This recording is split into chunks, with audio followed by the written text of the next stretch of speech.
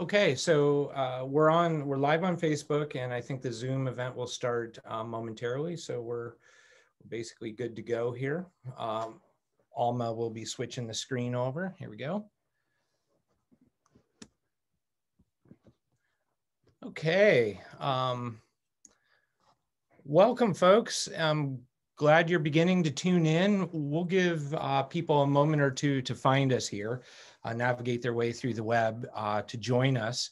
And while we do that, I'm going to go ahead and introduce some upcoming events. I'm Greg Johnson. I'm the director of the Walter H. Kapp Center for the Study of Ethics, Religion, and Public Life. And it's my honor to be hosting this event tonight with our wonderful guests, whom I'll introduce shortly.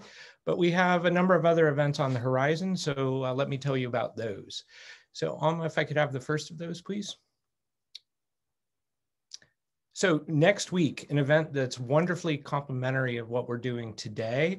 This is hosted by the Multicultural Center here at University of California, Santa Barbara. The event, Understanding the Sacred, Listening to Indigenous People and Land. You can see here, it's Tuesday evening, 6 p.m. Pacific time. It will feature Lanakila Manuel, one of the Kiai or protectors from Mauna Kea, and also local Chumash relatives speaking about their concerns. It's not to be missed. And again, I think it'll be really complimentary of what we're doing tonight. Next. And by the way, the links for these various events I'm describing can be found in the chat function. I'm sorry, go back. Yeah, thank you. No, go forward now. Thanks. So on March 1st, the Kapp Center will be hosting our ethics forum. And you can see here that it's timely in an almost disturbing way, but in a way we need to deal with death, dying, and medical ethics in the age of COVID. Felicia Cohen is a medical ethicist, hospital-based, working on COVID triage right now. And to have some of her time to think aloud with us about the stakes of the present moment will be invaluable. And I urge you to join us. Okay, next, please. On March 2nd, the Kapp Center is proud to be co-sponsors with the Carsey Wolf Center for Film Studies here at UCSB for a conversation about the film Gather. And this also touches upon our topic for tonight. Gather is a movie about food sovereignty, the movement to reconnect with indigenous subsistence food and the preparation of them, making the plants as ancestors part of one's daily practice. I'm delighted to be part of that conversation with the filmmakers, and I really do hope you'll join us. Okay, next, please.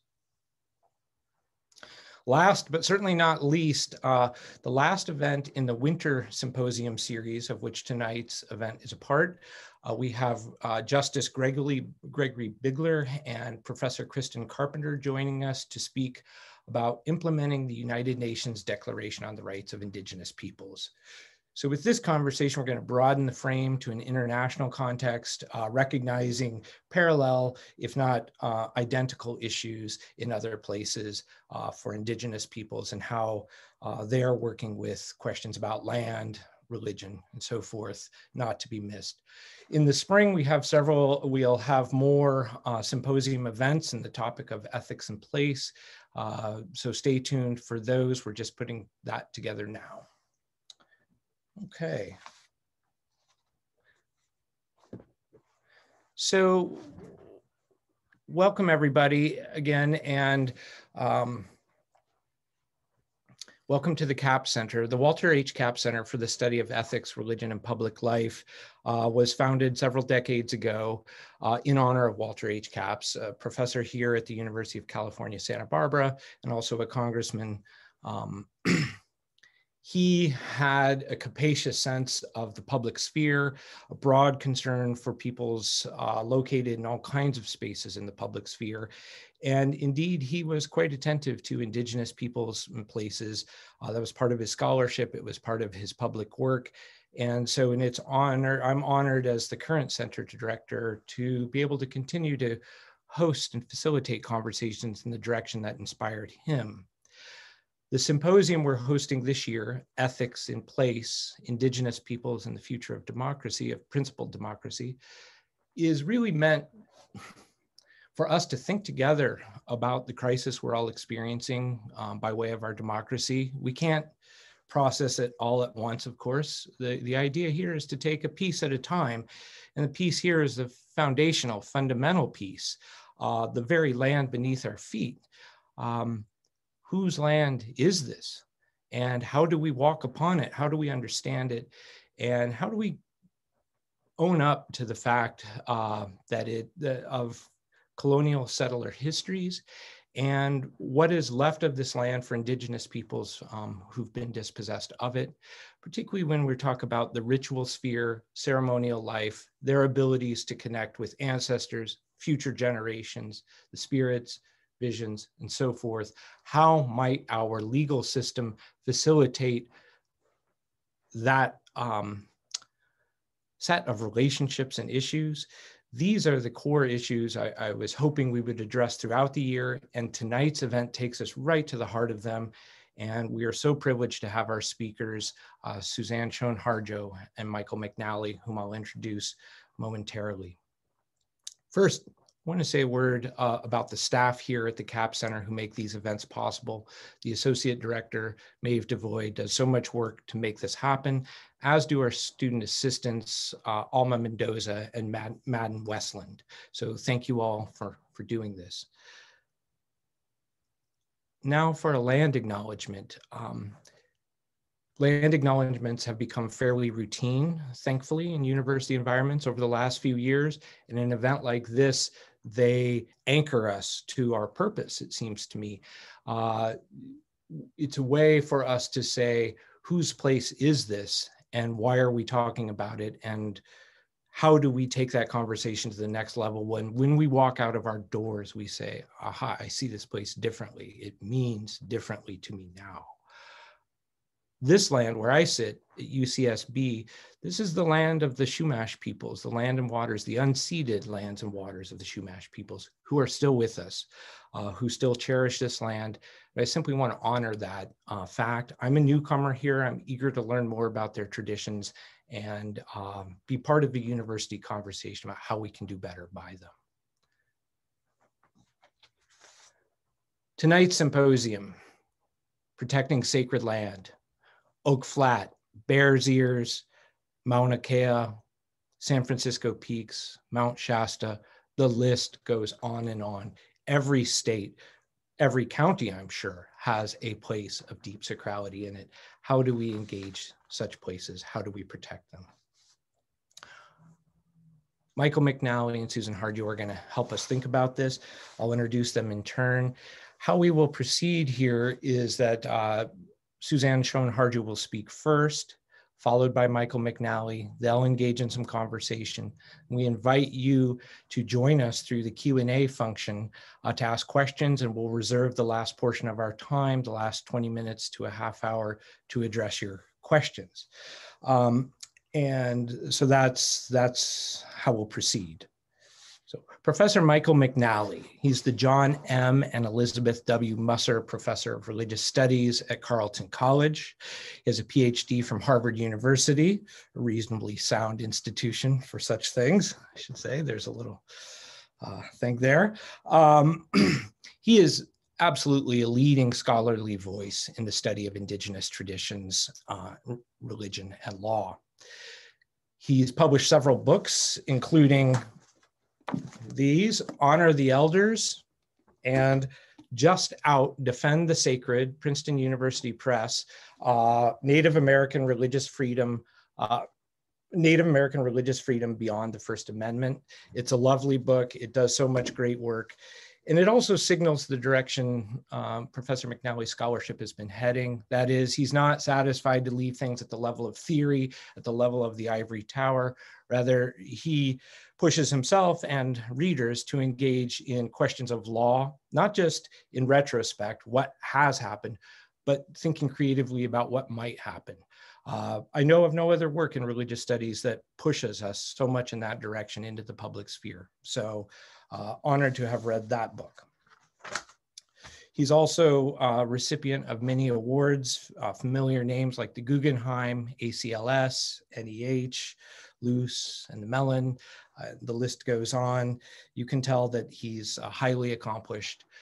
For my purposes here, he's also, I'm honored to welcome him as a friend, someone who's helped me understand my own work and what I do better in conversation as these things go, and just been a fellow traveler. And so, Michael, thank you for joining us.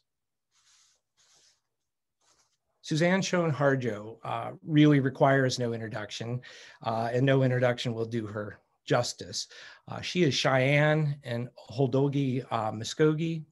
She is president of the Morning Star Institute. One aspect of the Institute's work is something you may have heard of. This is the annual National Prayer Day for Sacred Places. I've had a very modest role in this, and to witness what they do, how many sites they honor, how many people they mobilize to acknowledge the power of the land and the ministry it demands. She is past executive director of the National Congress of American Indians. She is a poet, author, and a curator. Notably, her curating work extends to the National Museum of the American Indian. And if you haven't been, go. It's a remarkable facility with fabulous exhibits. It's right on the National Mall. One exhibit she curated is the Nation to Nation exhibit about treaties. And she tells us that this has now been extended to 2025. So I urge you to go see this. She is a leading American Indian rights advocate. Land, water, burial protections, repatriation, religious freedom, mascot controversies. This is her work. If things are getting done in the sphere in DC, you can be sure she had something to do with it. Plain and simple. That's how active she's been. That's how influential she is. And we're deeply honored to have her with us tonight. So with that, I'll turn it over to Ms. Harjo and Professor McNally. And again, thank you all for joining us.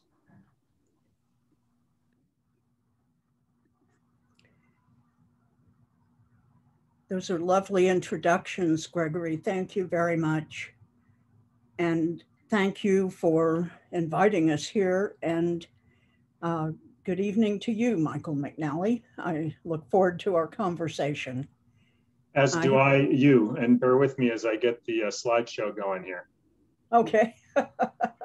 I haven't been on the UC Santa Barbara campus for many, many years, since I keynoted the first national conference anywhere in the United States on how do you get rid of unwanted, unasked for, and not tolerated easily mascots on school campuses, Boy Scout camp teams, high school teams, elementary school teams.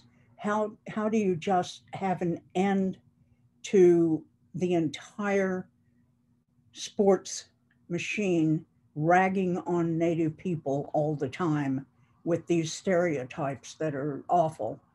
And that, we've had a lot of success. We're on the downhill slide. We've eliminated more than 2,000 of them, and there are still many to go, but that's over half, and we're happy about that. That was organized by Amber McNally, who teaches up north of you, and she and her family, not single-handedly, but they organized the entire LA school district elimination of all so-called Native references in their school teams. And that was a great feat and a great victory. They are Chumash. She has one parent who is, and one parent who is white. And they acted as a family doing the elimination of these stereotypes because it's important to do for everything. It's also vitally important because I know from my years and years, decades and decades of helping craft public policy issues that in Washington, D.C., that policymakers do not make good policy and usually don't make any policy for people they consider either no longer here or not quite human. And that's the main place they get their information is from the sports stereotypes for the most part. Rarely do you have a member of Congress who is as aware of Native peoples as, for example, Jeremy Raskin, who is the impeachment manager this week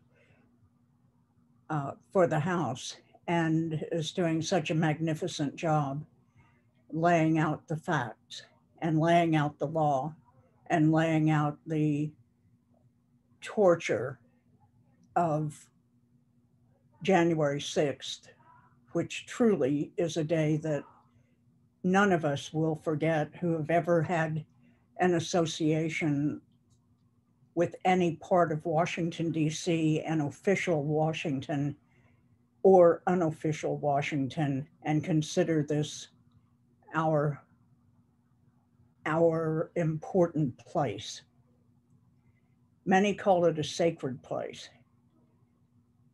I know that one of the most difficult things that I've ever worked on is getting sacred places protected in Native country, because people do not believe that we have religions. You know, if they believe we're still around and weren't all killed off in the 1800s, then they don't believe we're quite human, or they don't believe we're quite what we used to be, that somehow we're just the remnant bands of something once great. And no doubt we have greatness and excellence in our backgrounds and in our great cultures, but we are part of a continuum. And those ancient continua have wisdom attached to these places. And that's what we're the inheritor of. And that is a sacred obligation. That's a sacred history. That's a sacred way of approaching the world. For the Cheyenne people, it means walk gently through land, walk gently through life, walk gently through time. These places are not well understood, as you can tell by a lot of ignorance and just absolute denial by judges of all stripes who don't understand the importance to Native people, to Native peoples, that we have individual rights, we have collective rights, that we don't just have rights to believe, just stand in a phone book and believe that there's something beyond a phone book, a phone booth. We have rights to that are pretty far reaching, we have rights to understand the science of the sky. We have rights to understand the anomalies of time and the passages of time. Our ancestors and we have experienced passages of time, the kind that Einstein talked about. We understand those, and I think that's one reason why a lot of physicists are particularly drawn to Native people's cosmology, if you will. Another thing that's not quite understood is people think, oh, they don't quite have religions. They couldn't have religions. They're not quite human. They're not quite this. What I don't know what they have. It's sort of cultish. It's sort of, well, we don't have cults. We don't have gangs. We don't have any of those kinds of things. And we don't have religions or ceremonies that proselytize to anyone. We're not trying to convert to anyone. We're not bringing it to anyone's doorstep.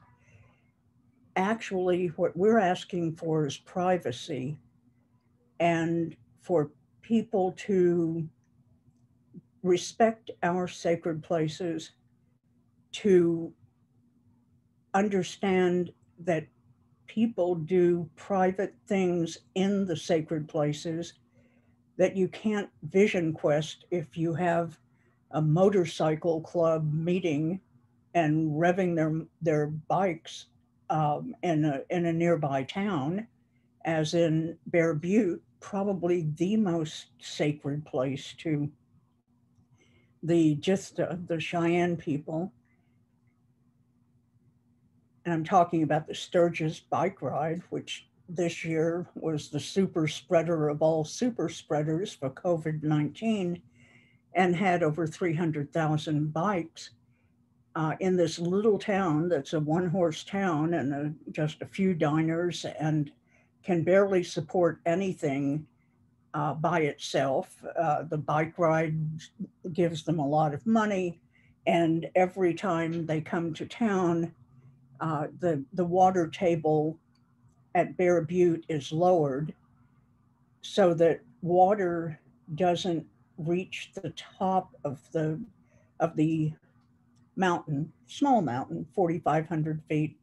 It's the tallest thing on that part of the plains. It's just north of the Black Hills in South Dakota. It's close to the Wyoming line. From the top of it, you can see over to Bear's Lodge, Bear's Medicine Lodge, Bear's Teepee. It's called that. Devil's Tower is not something that Native peoples call that. And it's sacred to the Lakota, who call it Mato Tipila, and that's Bear's Teepee. Our Cheyenne people call it something that is translated as Bear Medicine Lodge. So usually when you hear Devil this or Hell's Canyon or those kinds of pejoratives about a place, Squaw Peak, any just rude and warning kinds of words, let your ears perk up, because that usually means it's a native sacred place, and people who came in were trying to warn everyone, you know, the natives come here, don't go there, or we're going to take it over, and trying to convince native people not to go there. They say, you have to believe in our God, and you have to believe that the devil of our God lives there. So don't go there. Don't go to that place. For the families who weren't converted to Christianity, and who practice tradition or traditional religions, or continued traditional religions and ceremonies alongside Christianity, as many peoples do, either as a collective thing or as a personal thing. The people are not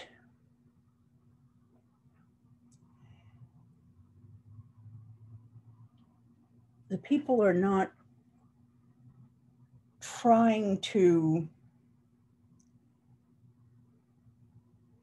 keep everyone out of our sacred places. We're just trying to keep our sacred places clean, not destroyed,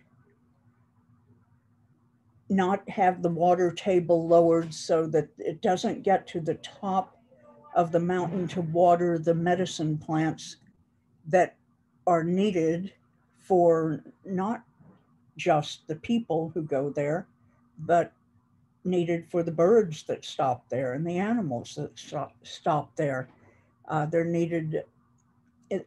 It's an entire ecosystem that you're messing with when you leave trash at a sacred place, when you leave a campfire going there. And sacred places are, some like Bear Butte, it's a state park, a South Dakota state park. And they've done a terrible job with it because it's an entire lake that once was there has dried up since the motorbike rally has started in Sturgis. And now even the springs that used to get to the top of the mountain are drying up. And that's all because of human waste and greed and consumption and people disrespecting what they see and what they could even perceive as beautiful around them. But even if it weren't beautiful, it belongs to someone. It belongs to Native people in a way that it will never belong to anyone else. We've been slowly trying to buy it back and have done so. The Cheyennes have bought back a couple of parcels. The Lakotas have as well, the Arapahoes as well. And there are others, but we're the main ones who are attached to that part of the world. And in our language, Noaos is holy mountain. And it's a place where our great prophet, Sweet Medicine, went in 4 lifetimes. He went as a fox, he went as a kit fox, he went as a butterfly, he went as a dragonfly, he went as a hawk.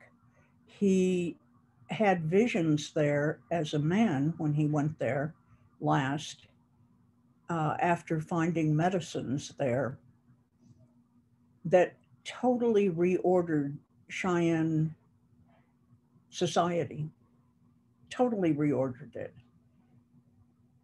And this is after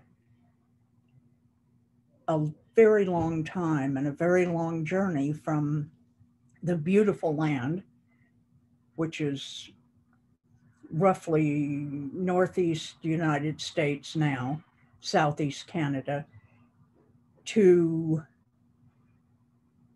Anishinaabe country and the Great Lakes and out to the plains. People think we're the prototype of the Plains Indians, and we're actually not. We left the beautiful land. The language we speak is the same language stock as the Passamaquoddies and Penobscots in that area. And we moved to the west because of an instruction to flee the coming of the white destruction. And everyone left. That's how reverent we are. And then after a while, after Lewis and Clark first noted that there were people called Cheyenne in which French fur trappers started calling us, in the Great Lakes area, we had another instruction, which was to flee the coming of the white destruction and follow the setting sun. And we did that and moved into Lakota country. And there, to our great surprise, we met the Arapahoes, the Blue Clouds again, having left them a very long time before in the beautiful land. And what the people said to each other was, we hadn't seen each other since the ice cracked, which is so intriguing. And you want to know more about it, and that's what we have. That's all that's come through on that part of the oral history. Other parts of our oral histories are really rich, but different families and different peoples and different societies, different groupings, moieties within our societies, within our nations, were keepers of those parts of the oral tradition and details. And when great diseases came to our peoples, when great troubles came to our peoples, when the white destruction came and we suffered massacres,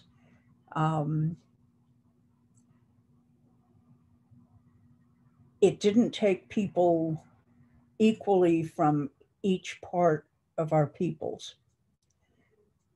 Sometimes an entire people would be wiped out who understood the ways of this particular being or that particular,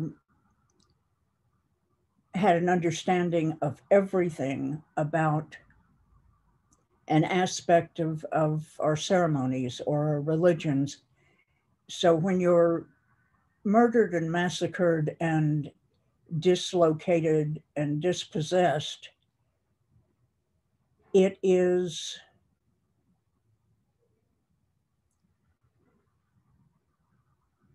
very difficult to undertake reclamation and restoration, and to do it with a glad heart. And every so often we have to kind of rejuvenate ourselves. A lot of people have devoted their lives to the return of native lands. I would love for, right after a land acknowledgement of the Chumash people, for example, for land to be given back to them. Wouldn't that be wonderful? If I had any, I would give it to them. I do not. But the University of Santa Barbara does and should. And that should be the discussion next, because when people are talking today about racial and social justice and reckoning and land back, part of land back is no platitudes, real property, real discussion, and not just having frank, open, meaningful consultation, but having negotiations that are on the basis of free, prior, and informed consent. Because meaningful consultation does not work, has not worked, because not enough people on the other side of the table from us understand that you can't just ask the question or pretend to have an honest discussion about return of lands and waters without without an agreement from the other side of the table that your response will be the answer. Now, we've done this for many, many decades in repatriation law. It's built on the notion of consent agreements, that when we convince Congress to make human rights law about us and to make sure that we had a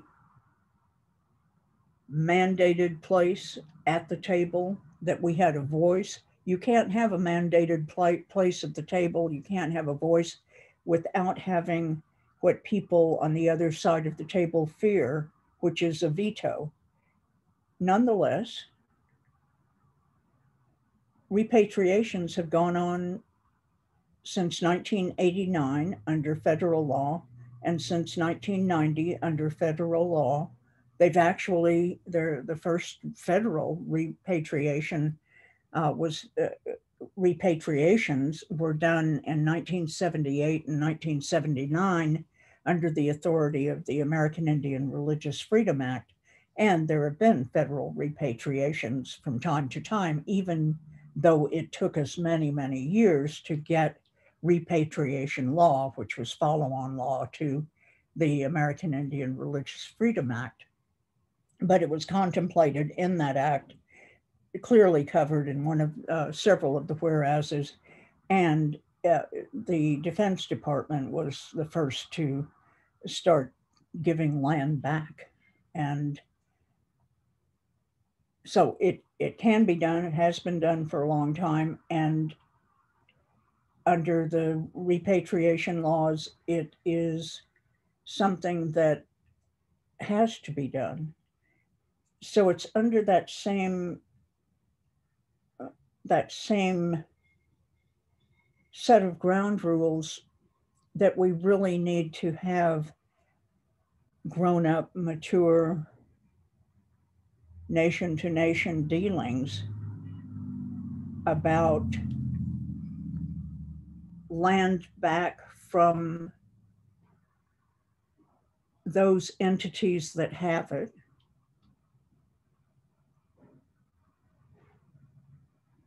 And by nation to nation, I don't mean that it has to always be with the federal government.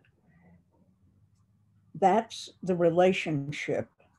It needs to be with an understanding that the federal government has provided for a long time that no one gets to force the Native people to do anything without the imprimatur of the United States.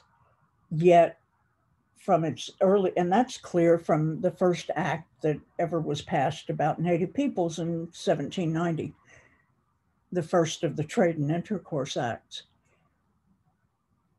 So even with that, and with that long history and our treaties histories,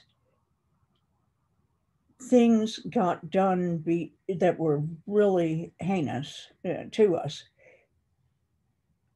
because the states were, the young United States was not as strong as its ideals and not as strong as the powerful colonies turned states who kept insisting that they needed the natives' land and they needed the Native people out because they were standing between the land and themselves. Talk about your white privilege, talk about your white supremacy. There you have it. And that's the beginnings of the downfall of many of our peoples and the rise of many of the most genocidal of the presidents, Andrew Jackson, who helped Georgia and helped New York and helped many other states get rid of their Indians, Illinois and Indiana and Wisconsin in great part. There are whole peoples, a whole nation, many parts of a nation from many parts of its territory who were rounded up and hauled off to Indian territory. The Potawatomis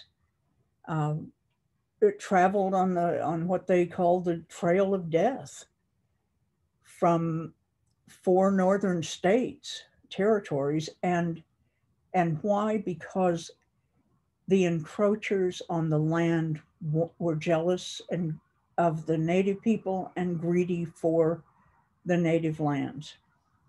So we've had that kind of policy. We have had the kind, and it's taken us a long time to recover from that. It's taken us a long time for us to recover from the civilization funds that where Congress, starting in the early 1800s, began appropriating federal funds for the purpose of proselytizing Christian religions to Native peoples.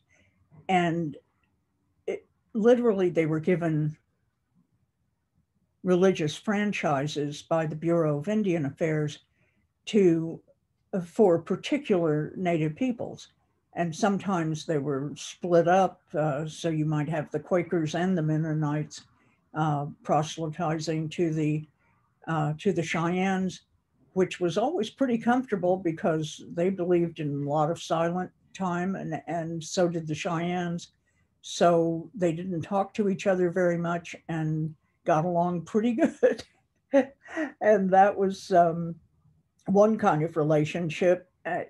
And there were others that were stricter and had less of a belief in free will, and were more autocratic in their approach. So if you were farmed out to the stricter, more dogmatic, more ritualistic Christian religions, depending on the nature of the person who was the deliverer of God to you, you might not survive.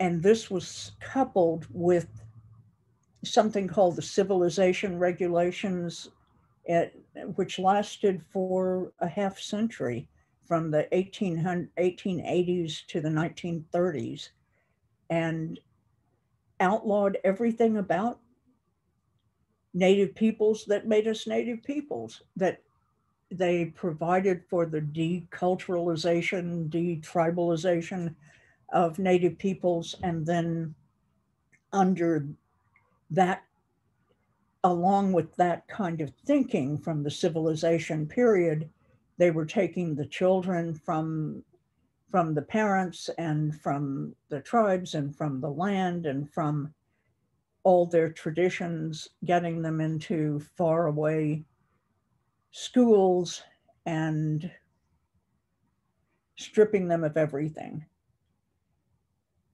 and trying to turn them into first pan-Indians and then into brown-white people, just sailing down the mainstream. So that's the kind of thing that was being done in the 1800s, in addition to fighting. And but most of it was the wear-down technique. It was not a fair fight. It was taking people who had suffered from once moved to Indian territory. The Cheyennes lived through, in one 6-month period, a cholera epidemic, a measles epidemic, a mumps epidemic, back to cholera. All that plus tornadoes. And then came the scourge of white supremacists, fresh from the Civil War, with bloodlust, on a mission to clear the plains as they had razed the South. And that was led by General Philip Sheridan, who spawned the phrase, "The only good Indian is a dead one," and Custer, who was, well, his rank went back and forth. He was sometimes a captain, sometimes a colonel, sometimes a general, and back to a captain. And so forth. And he was Sheridan's emissary at the massacre at Washita of Black Kettle and other Cheyenne people. And that was, it wasn't enough to murder the people and take hostages and rape the women and young boys, but they also killed about 800 ponies. And people remember that as hearing the ponies scream through the night. This is the kind of atmosphere that existed, and from people who were engaged in trying to keep the peace. These treaties of peace and friendship were not made to end wars. They were made to prevent them. And then the Native people were betrayed, and new treaties would be made and more lands would be taken, and so on, till we get to the place where the civilization regulations and the Bureau of Indian Affairs confine Native people to their own reserved territory. And if your sacred place or sacred places were beyond the confines of the reservation, you were not allowed to go there. And then at some point, your land was given away to developers or confiscated and named part of the public domain by magic. And the excuse was, or the justification for that was, well, the Indians don't go there anyway. So all of what we're doing is trying to regain, well, all of people gave their lives to do what the tenets of the religion said to do, which is to have certain ceremonies at certain places at certain times of year. When the sky is looking this way, you go there and do this. And that's what they would do. And some of them would be killed, and some of them would go and then be caught when they got back, and all their ceremonial outfits and drums and whatever they had would be confiscated. And so lots of museums got those materials eventually, because they ended up in private collections. Some stayed, but most went to a fence who gave it to another fence who sold it to a museum. And there you have these massive collections. So, and that kind of helps explain why Native people have less of our traditional material culture items than some collectors have, and why we had to have a repatriation law. What isn't as clear is the great emotional comfort and physical comfort you derive, and the way you're kept in good health in very large part by going to these places that are in your heart and almost in your DNA. In California, the Medicine Lake and Medicine Lake Highlands and Mount Shasta and Kachan Indian Pass and the Mojave Maze, all sacred places of different kinds, and thousands more. And if all of them were returned, it really would not hurt the economy of California, wouldn't hurt the economy of the United States, and it would immensely improve the health and well-being. And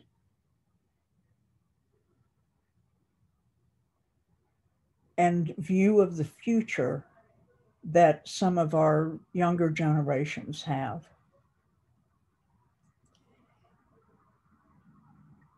And that's what we're doing these things for, trying to protect that right to, at long last, not have to be asked permission to pray. No one should have to ask permission to go to your place, whether it's a small place, a marker, whether it's a large place. No one should have to ask permission to go there, and no one should have to explain what they're going to do when they get there. What are you going to do? I'm going to pray. What does that mean? What do you mean? What's the secret? Well, first you pray. No one would dare ask the kinds of questions of people of other religions that we are asked so regularly and cavalierly and rudely. Why would I ask a person who's Catholic, is the altar the actual center of your religion? And can you prove its centrality? It's this we're asked the sort of things that most people of other religions wouldn't be able to even understand. They just say, "Oh, get out of here. That's none of your business." Or, "Why are you talking to me like that? This is my religion. This is what I do. It's not, why should I seek your approval? Why should I seek your permission to have this belief and exercise this belief?" So this is the sort of thing we're up against. It takes a lot of explaining. It takes a lot of understanding of where people are coming from and why it is they're so disrespectful or rude, why it is why it is we are so suspicious of people who try to help us, because we've had people help us before, and it usually cost 1 million or so acres, or a couple of sacred places, or something very bad has happened to our children. This is our relationship. And for the non-natives who become in authority places, they think that if Native peoples if you enter into a consent agreement, for example, to protect a certain sacred place or to return it or to, otherwise protect it, that if Native peoples are even given a fair shot, but let alone put in control of anything, that we're going to be as bad to the white people as the white people have been to us. Well, that's not who we are, and it's not our history. It's not our practice, it's not our thinking, but that is what we're up against. And so I must say that I'm awfully happy to have non-native allies, and these two here tonight are among them and greatly appreciated because they've done the work. They've done their work. They've done much to contribute to our common understanding and articulation of issues. And I commend Michael McNally's book to you, and with apologies for continuing my talk as long as I have, I turn this over to you, Michael.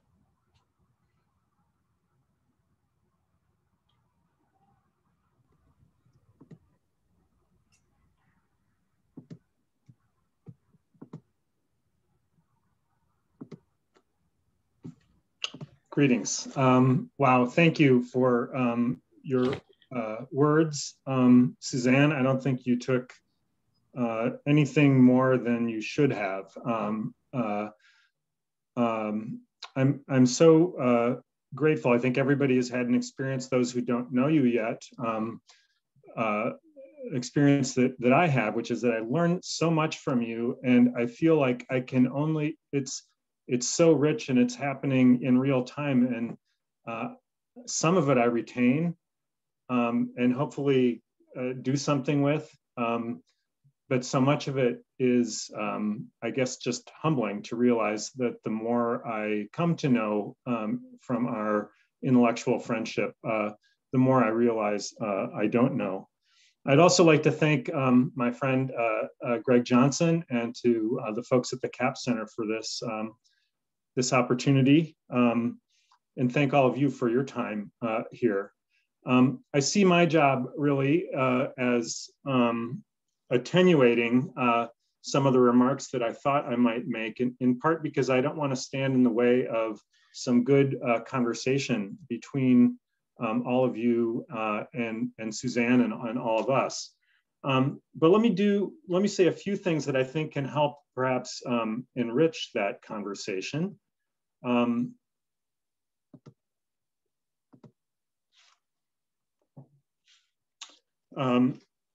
Quickly, very briefly, let me say the kind of the arc or the argument of my book in a couple moments, and then walk through a series of the findings from that book that really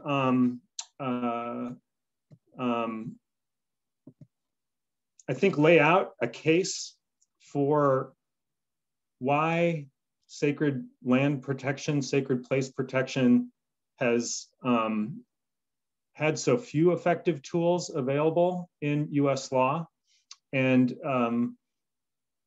suggest some points of some trajectories for further conversation with Suzanne in particular. So my work has always been in orbit around the disconnect between Native traditions and the rather reductive modern Western category of religion. This book that I worked so closely with Suzanne on, and who I benefited so much from Greg's insights along the way, follows that definitional problem of religion as applied to Native traditions into the law. I follow the claims Native peoples have made to sacred places, practices, knowledge, ancestors, museum items, through and beyond religious freedom law to the worlds of environmental and historic preservation law, to Native specific statutory law like NAGPRA, to treaty rights, and on to Indigenous rights and international law. Where I end up in the book is that the rights we might call religious, no less than those we might call political or economic, are properly folded into rights of inherent sovereignty and Indigenous peoplehood. But having followed closely Native efforts to engage religious freedom to win passage of NAGPRA and ERFA, and the good people of the Native American Church and their longstanding efforts, so forth, I don't give up on religion quite yet. For religious freedom has had an enormous rhetorical power to win allies and to hold the US accountable to its treaty and trust obligations when sacred matters, especially sacred places, are at stake. The book makes a couple of arguments, a number of them, but a key one is that especially as courts in the US move to the right, claims made in the Register of Religious Freedom, if refracted through the collective logic, nation-to-nation logic of federal Indian law, and especially affirmation of Indigenous peoplehood in the UN Declaration on the Rights of Indigenous People, arguments made in this version of religious freedom seem to me more, not less, relevant. So let me move on briefly to my findings. You can see I've got 9 of them, and I'm going to move pretty swiftly through some of them, but I just want to lift up the first. As Suzanne mentioned when she was talking about the civilization regulations, US policy and law, why would we want to argue religious freedom protections for sacred places when religion has been weaponized against Native peoples? So in addition to the treaty abrogations that, for example, violated the 1851 and 1868 Fort Laramie treaties and the seizure of the Black Hills, which Suzanne just mentioned, that is desecration and forbidding of access to sacred places, pure and simple. Between 1883 and 1934, as Suzanne mentioned, the US law, administrative law on the books was criminalizing certain named practices, authorizing Indian agents to take matters into their own hands, to throw people in the brig for practicing their ceremonies and so forth. And people were confined to reservations. They couldn't go visit their sacred places off reservation without a permit. And those permits, of course, wouldn't be given because that's not religion. So the baseline here is a pretty troublesome one. The second troubling matter is, why argue religious freedom if religious freedom law has so consistently failed Indigenous peoples in the protection of their sacred places? And here, I mean, we could spend all day on this, but both under the First Amendment and under its statutory kind of improvement, the Religious Freedom Restoration Act, Native claims to sacred lands have by and large failed in courts. There's a few exceptions. Those exceptions perhaps open room for rethinking this. But the two to really know, and this I don't want to turn this presentation into case law, but it's really important. Those in on this webinar who've been working on behalf of Mauna Kea and other sacred places know this decision all too well. In 1988, the Supreme Court said there was no First Amendment protection for Native American sacred lands, this involving high country sacred to the Karuk, Tolowa, and Yurok peoples. What I just want to lift up for you is this paragraph. I'm not sure it's the operative paragraph in the case law books, but it seems to me the operative dismissal of the religiousness of the claims that were advanced. Justice O'Connor writes, no matter how much we might wish the government to conduct can't quite see, oops.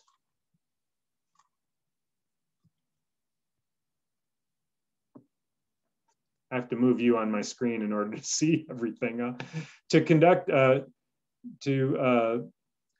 matter how much we might wish the government to conform its conduct to our religious preferences and take no action that decreases our spiritual fulfillment, no government could function were it forced to do so. The key word there is spiritual fulfillment.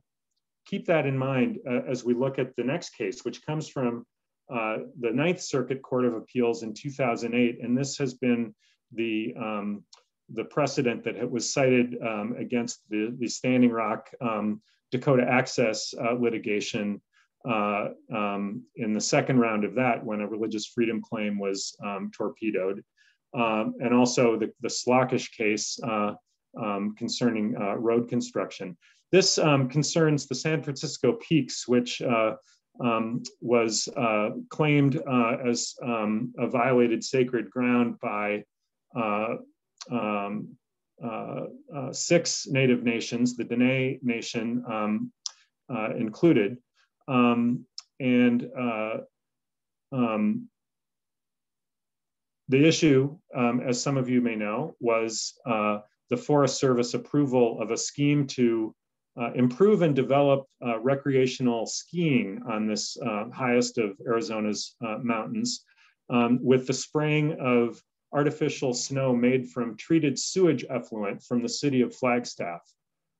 If you're hearing this for the first time, no, you can't make this up, but you really can't make up the fact that in a court of appeals under the Religious Freedom Restoration Act, This form of disrespect and ritual pollution was regarded not to violate the religious freedom of the Dene or the Hopi or the Apache groups, the Havasupai and the Yavapai Apache. Thus, the sole effect of the artificial snow, says the decision, is on the plaintiff's subjective spiritual experience.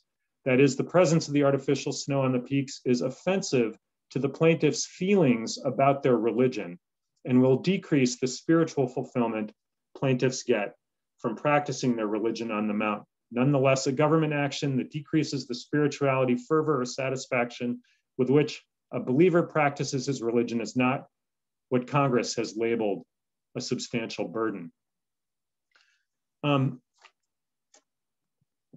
That is so offensive, a misrecognition of the claims that the 6 Native peoples, not individuals, but peoples, were making to this place. And sort of as Exhibit A in the evidence that the claimants for religious freedom were speaking out of a sense of collective duty and obligation rather than a desire to go up and have quiet meditative moments on a mountain. I submit to you the Navajo Tribal Code, in the first title of which includes the specific obligations Dene people have to the sacred mountains, including the mountain in question.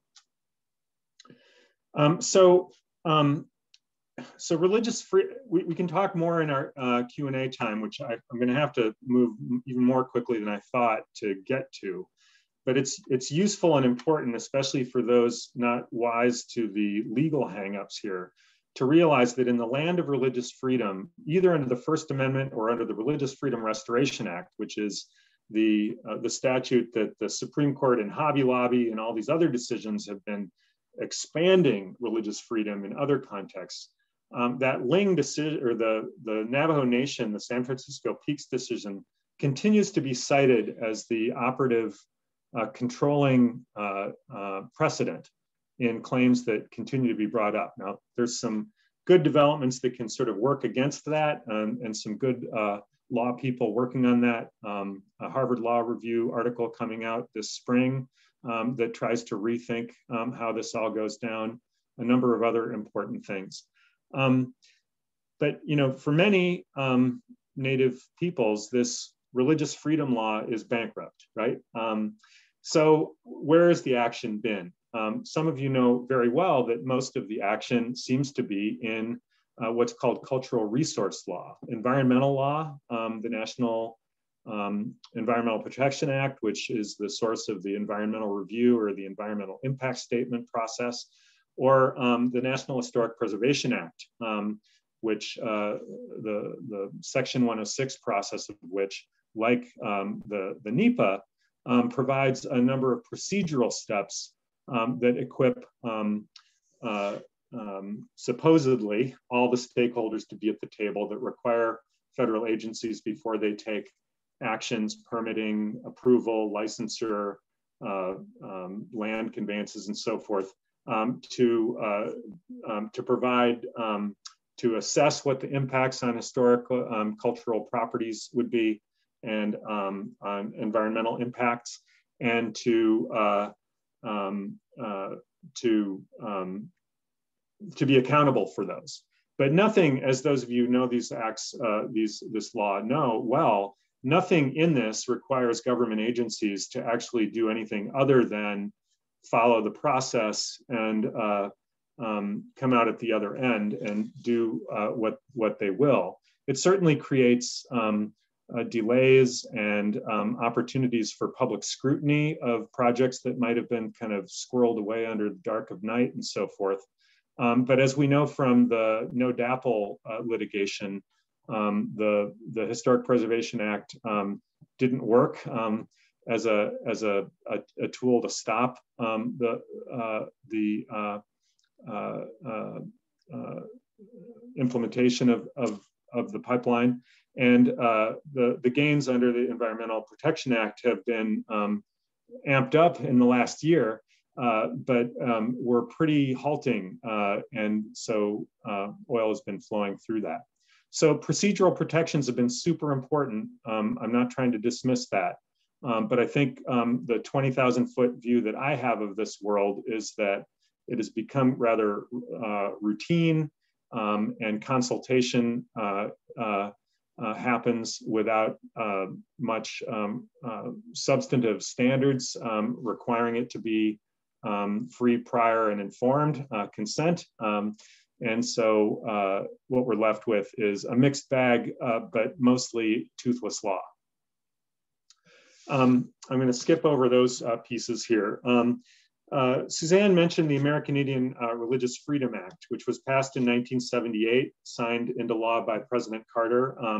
And Suzanne, in her role in the Carter administration, played an enormous, an outsized role, not only in the kind of creation of this legislation, but in what happened downstream from it. And it's often been sort of reduced to being a toothless law that the Ling decision that I mentioned earlier said it was, when the tribes advanced an ERFA claim. In addition to the First Amendment claim, Justice O'Connor said it was only a resolution. Read the book or listen to Suzanne to find out how important this legislation had been, because what it did was provide a very clear acknowledgement that the civilization regulations had really screwed things up.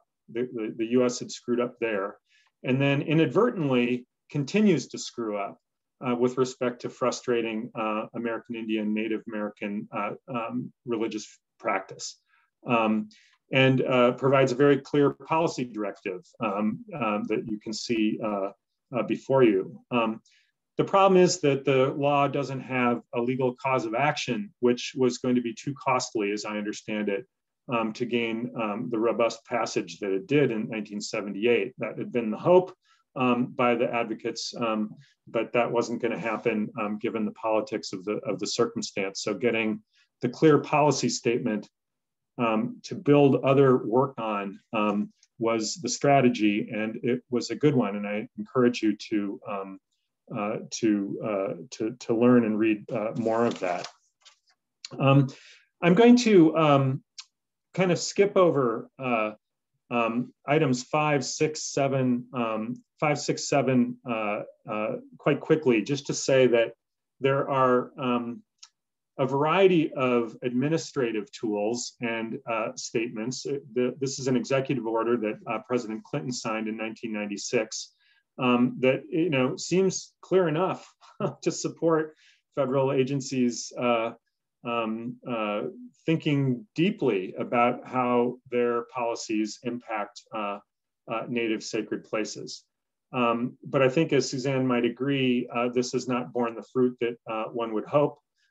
Federal agencies are vast. There's a range across them, and there's a range within each of them.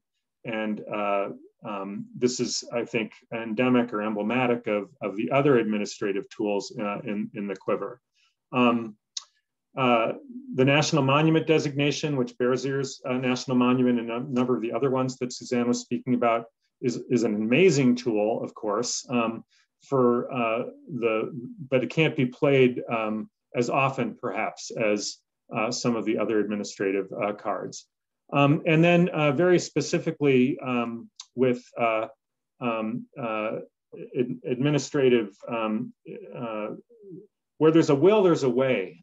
I guess I would say that's what I've learned from Suzanne within the realm of federal administration and perhaps state administrations as well, to accommodate, to do land conveyances, to make accommodations. And these kinds of accommodations have been challenged in court as violations of the Establishment Clause and so forth. And the courts have backed up the shored up the accommodations made on behalf of Native peoples based on the special relationship, legal relationship, and obligations that the United States has to preserve and protect the religions, cultures, and languages of its Native peoples.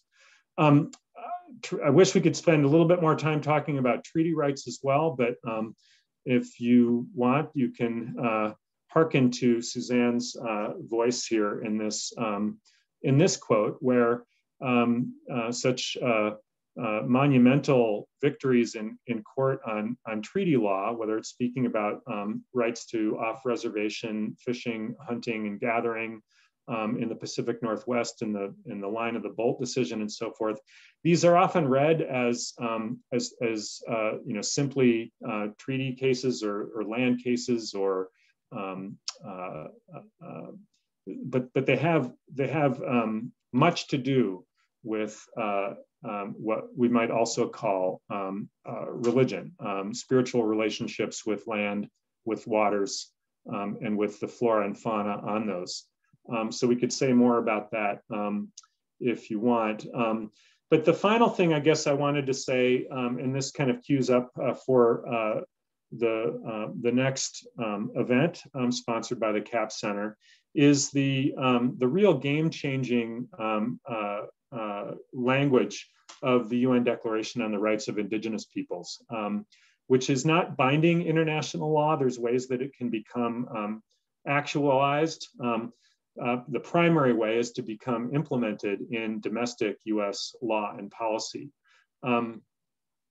There's specific places in the UN Declaration where specifically religious freedom and specifically sacred places pop up, but there's the category of religion and spiritual is kind of permeates the whole declaration, such that rights to peoplehood, rights to self-determination, and so forth are not divorced, as politics is divorced from religion, supposedly in the modern West.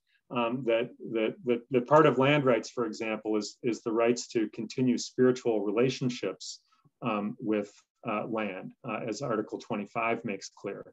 And then, of course, the unfinished slide here, but Suzanne mentioned the free, prior, and informed consent standard, which is such a far cry from what passes for the consultation. I don't need to lecture many of you who have been at work on these issues about that and about the urgency of operationalizing this free, prior, and informed consent standard.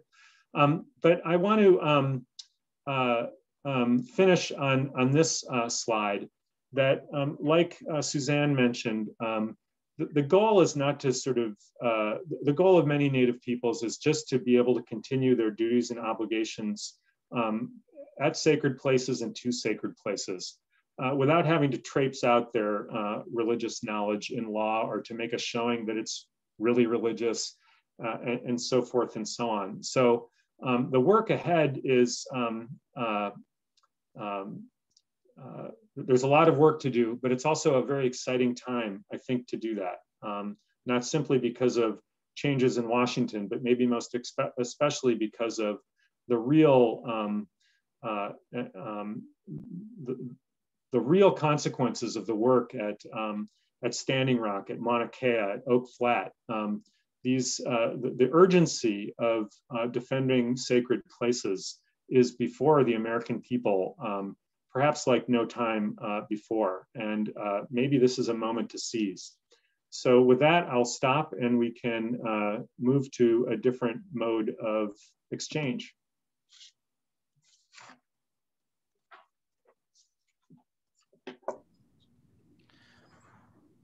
Thank you both so much. I think I speak for our large audience when I say we've all learned so much and are grateful. That's true for me, for sure. Here's where we are. We have a handful of questions. I don't think they're ones we are prepared to address directly. They come from local Chumash people and about how might the University of California, Santa Barbara better acknowledge Chumash peoples, particularly by way of access to lands that the university currently controls for spiritual practice, traditional ecological knowledge, and so forth. So I'll just take lead on that to say, I wish we had answers directly and now for you, but count on me as a local person here. Again, I'm just finding my way, but I'm eager to have these conversations. I know there's a network of people on campus who are interested in such issues and are actors of goodwill. So please stay in touch. That's an invitation. I'm going to take the host's prerogative here and ask a question of you both.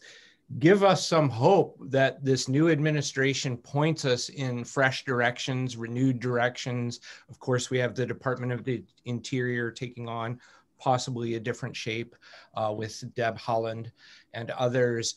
Where's there room to hope?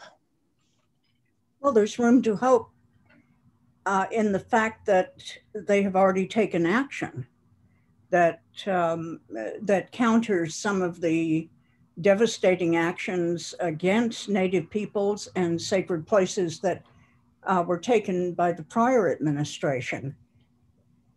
And in the first few days of the Biden-Harris administration,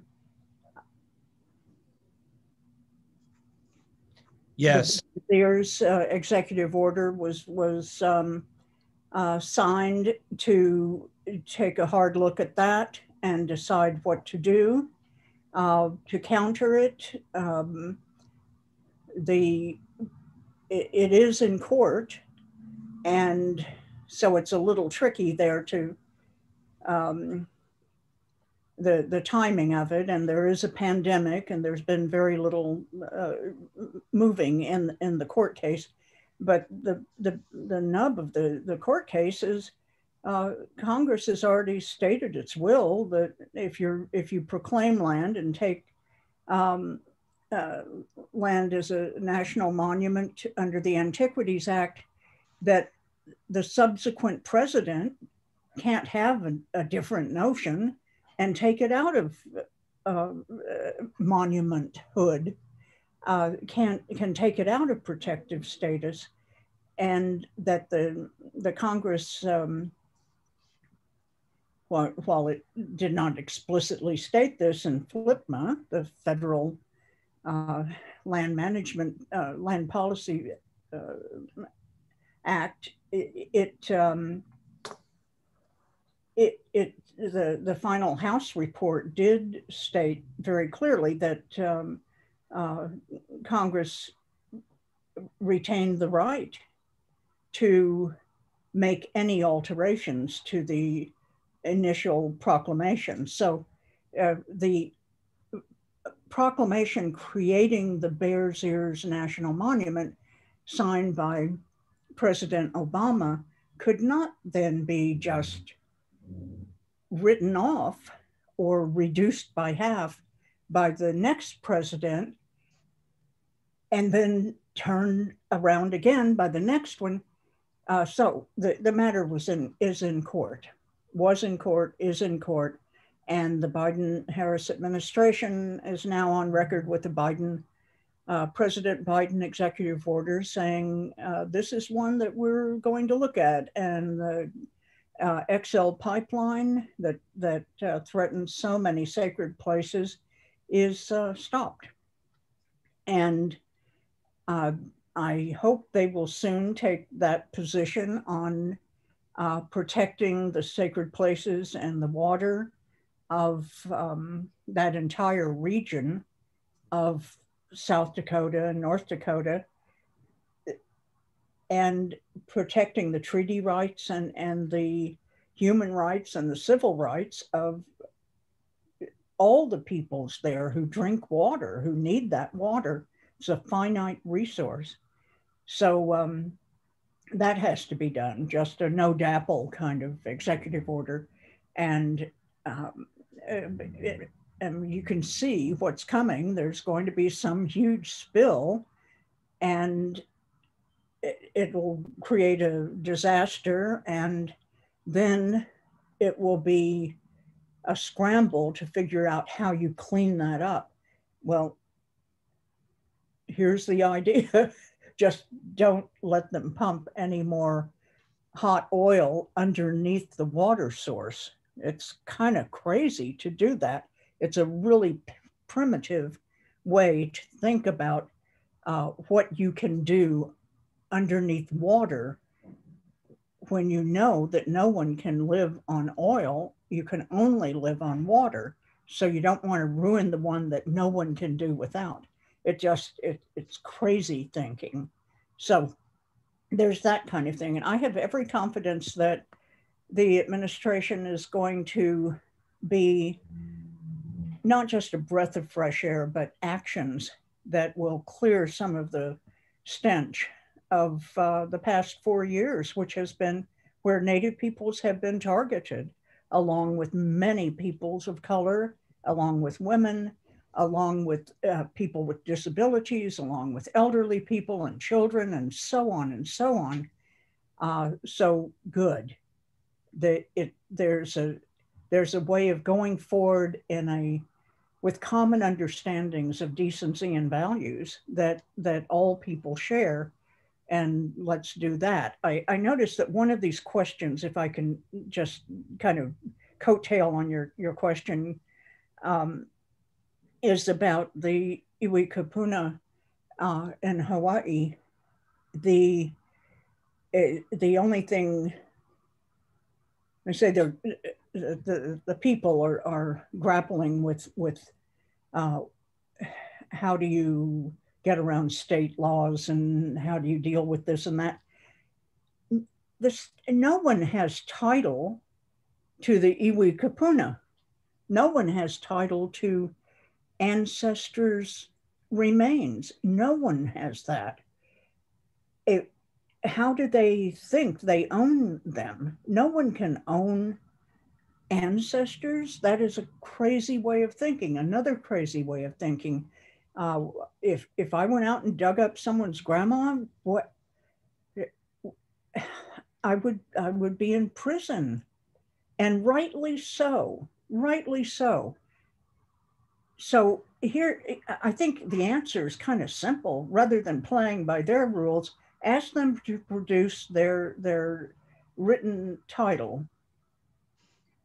And unless they have something from the predeceased person saying, as soon as I die, you can have my remains, you can dig them up and do anything you want with the precious treasures that were placed there and with the clothes I was wearing, and hang them up on your living room wall or put them in your museum. You don't have that kind of chain of title. You don't have clear title.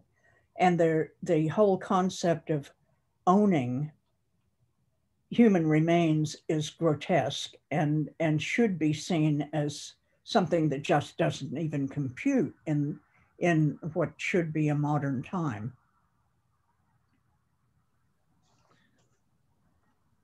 Michael, thank you. I'd just like to say, I mean, it's really a plug for the next March 4th event here, implementing the UN Declaration, which all kinds of good news potential with what things might look like if we were able to get to speak the norms of the UN Declaration early and often, the free, prior, informed consent and other elements of it.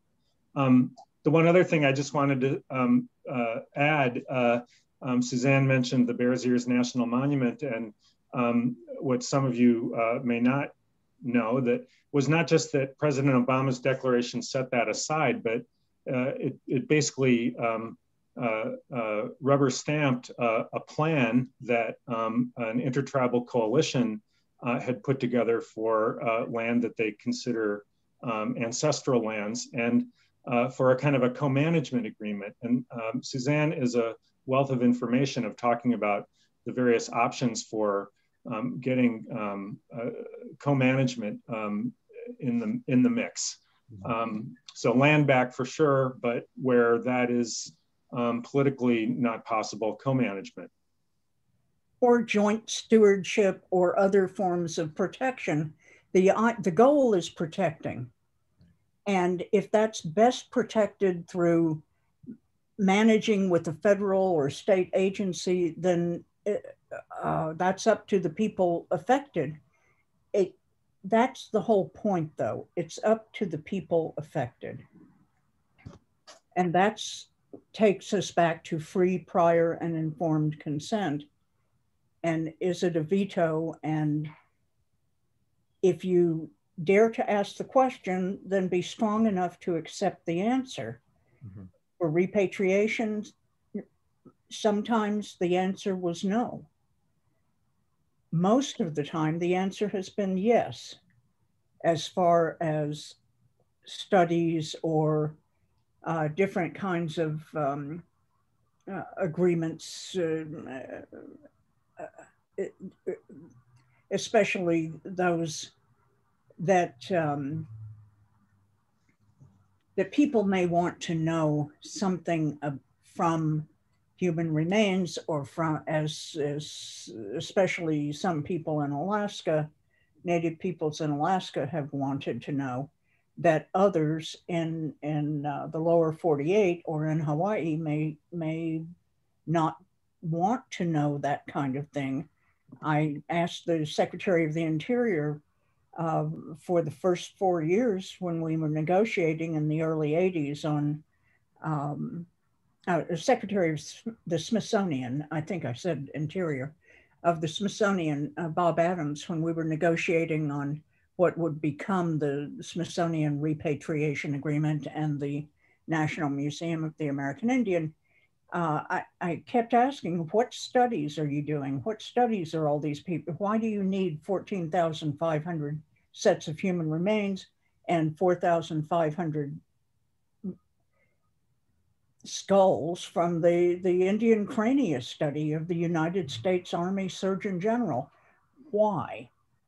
For what purpose? What are these studies? So he got back to us at the end of the 5th year and said, okay, studies, we can tell you conclusively you ate corn. Well, my word, any Native person could have said, you know, do you eat corn? Yeah. Did your ancestors eat corn? Yeah. Do you think everyone eats corn? Yeah. Corn's pretty much the staple here.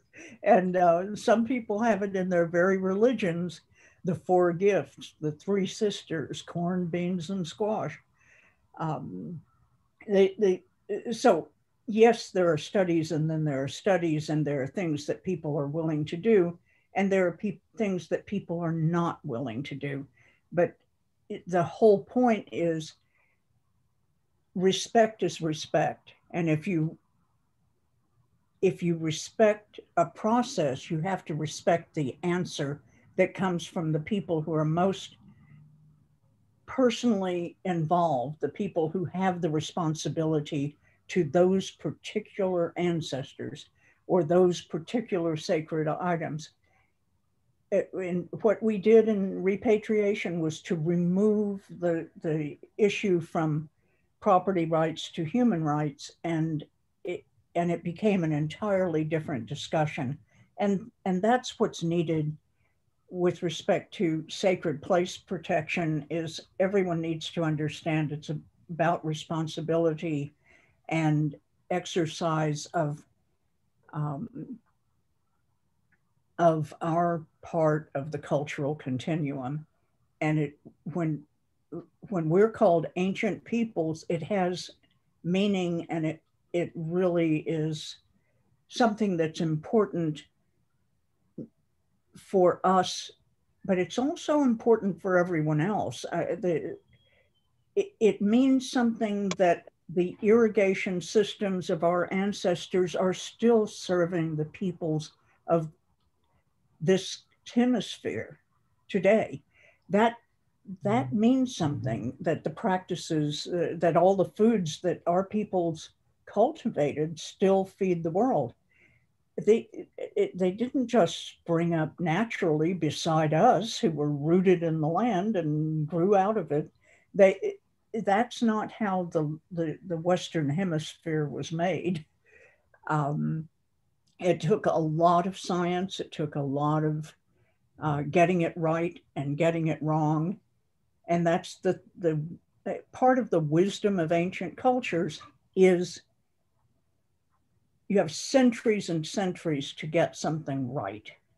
And once it's right, you don't have to keep trying and trying and trying. Then you can branch out to other aspects of that particular thing that you were trying to figure out.